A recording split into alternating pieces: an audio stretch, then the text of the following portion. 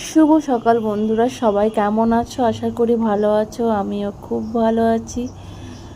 তো আজকে ভাবছি কচু রান্না করব। কচু খুব একটা খেতে ভালোবাসি না,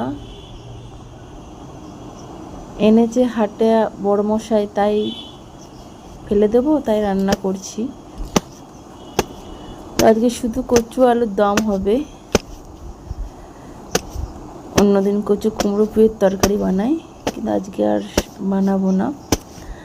তো কচু আমি এভাবেই ছাড়াই, কারণ কচু ছাড়ালে হাত খুব চুলকায়। তা এভাবে বাড়ি দিয়ে কচুটাকে ছাড়িয়ে নিই। কচুটা বেশিরভাগটাই পরিষ্কার হয়ে যায়। তোমরা কে কীভাবে ছাড়াও অবশ্যই কমেন্ট করে জানিও। দেখো কচুটা প্রায় পরিষ্কার হয়ে গেছে, আর একবার একটু দিয়ে দেবো, তাহলে পরিষ্কার হয়ে যাবে।